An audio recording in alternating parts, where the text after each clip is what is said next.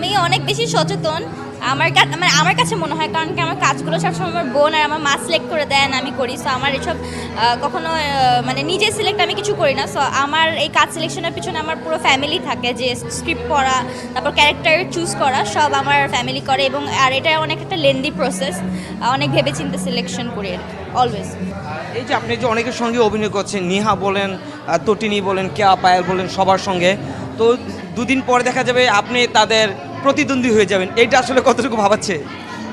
আমি প্রতিদ্বন্দ্বী হব না।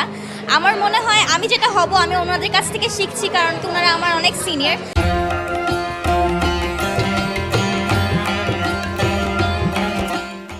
এবং ওনারা আসলে, আমি ওনাদেরকে আমার বোন হিসেবে দেখি এবং তারাও আমাকে তাদের ছোট বোন হিসেবে দেখে। সো আমার মনে হয় না কেউ কারো প্রতিদ্বন্দ্বী, আপনি যাদের নাম নিলেন কেউই কারো প্রতিদ্বন্দ্বী নেই, এবং আমিও কারো প্রতিদ্বন্দ্বী হব না। আমি অবশ্যই তাদের কাছ থেকে আমি শিক্ষা নিই যে কীভাবে অ্যাক্টিং করতে হয়, এরপর আমি ওটা মানে সবাইকে দেখাবো অ্যাক্টিং করে। কারণ কি যেহেতু তারা আমার সিনিয়র, সো আমি তাদের কাছ থেকে শিখি। সো প্রতিদ্বন্দ্বী হওয়ার বিষয়টা না, এখানে আসলে শেখার বিষয়। সবচেয়ে বেশি কার অভিনয় ভালো লাগে, যাদের নাম বললাম? সবার অভিনয় ভালো লাগে অ্যাকচুয়ালি।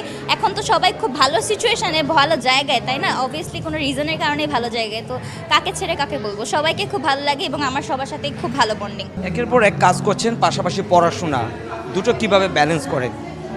ব্যালেন্স এটা আসলে ইচ্ছার উপর নির্ভর করে, কারণ কি আমি মনে করি মন থেকে যখন আপনার কোনো কিছু করার ইচ্ছা থাকে, তখন আপনার দুইটার মধ্যে একটাকেও অবহেলা করতে, মানে মন থেকে ইচ্ছা করবে না। যেমন অ্যাক্টিং আর পড়াশোনা দুটোই আমার কাছে ইম্পর্ট্যান্ট, এই জন্য আমি কোনো কিছুকে অবহেলা করি না। তো আসলে অতিথি অনেকে স্বপ্ন দেখে মডেলিং, তারপর টেলিভিশনের নাটক, তারপর চলচ্চিত্রে।